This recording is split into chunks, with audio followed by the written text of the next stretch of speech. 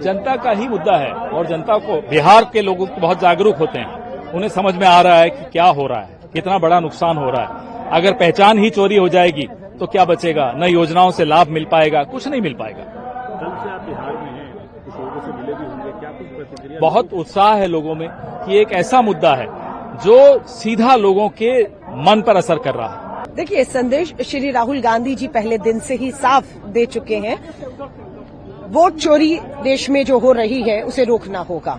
और राहुल गांधी जी की आज जो बिहार के सासाराम से वोट अधिकार रैली शुरू हो रही है, उसका एक ही मकसद है, लोग के एक वोट के अधिकार को जो है वो बचाना, वोट को चोरी होने से बचाना, जिसको लेकर अभी तक चुनाव आयोग पूरी तरह से केंद्र के दबाव में जो है वो फैसले नहीं दे रहा था, सुनवाइयां नहीं कर रहा था। राहुल जी ने किस तरीके से 1 लाख मतदाता एक ही विधानसभा में फर्जी पकड़े, उसके बावजूद भी गलती मांगने की बजाय उस पे जो है सफाइयां, झूठी गलत सफाइयां दी जा रही हैं। हम धन्यवाद करते हैं सुप्रीम कोर्ट का, जिन्होंने बिल्कुल न्याय को जिंदा रखते हुए आदेश किया। और आज मजबूर होकर जिस दिन राहुल गांधी जी की बिहार में वोट अधिकार जो है यात्रा शुरू हो रही है, उसी दिन चुनाव आयोग अपनी प्रेस कॉन्फ्रेंस भी करने वाला है, क्योंकि इसे पता है ये यात्रा चुनाव आयोग के लिए बहुत भारी पड़ने वाली है। क्योंकि अभी तो एक विधानसभा के 1 लाख फर्जी मतदाताओं को बाहर किया है, हमने दिखाया है, बेनकाब कर किया है चुनाव आयोग को। और अभी तो और भी इस पूरी यात्रा में आप देखिएगा राहुल जी, और भी ऐसी विधानसभाएं हैं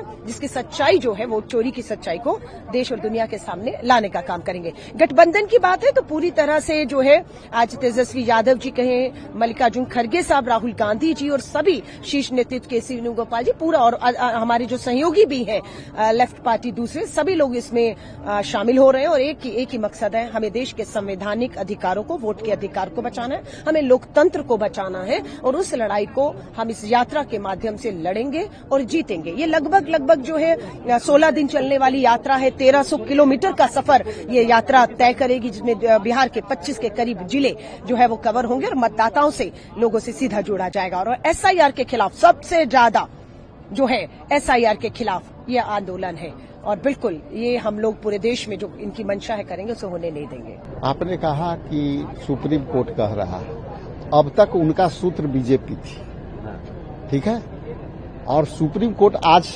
हमें ज्ञात हुआ है, पता चला है कि सुप्रीम कोर्ट प्रेस कॉन्फ्रेंस करने वाली है। ECI election commission of India ने। अब ये इशू है कि सुप्रीम कोर्ट क्या बोलेगी, यही बोलेगी कि भाई 65,64,000 हमने वोट काट दिया, जो जीवित थे उनको भी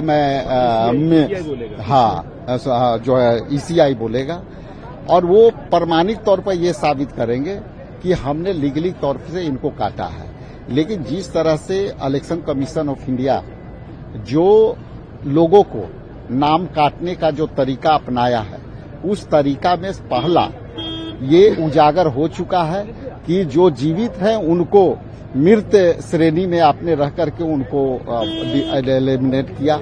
इसके बाद फॉर्म 6 में भी गड़बड़ियां हुई है।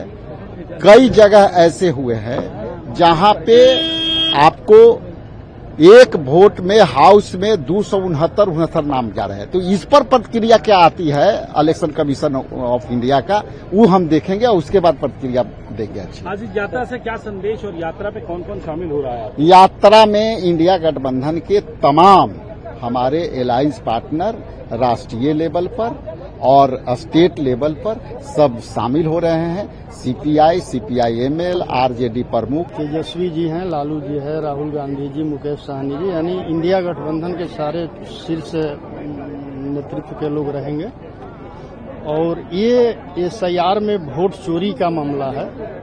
बिहार के वोटरों के अधिकार के लिए इस जनसभा और यात्रा को रखा गया है।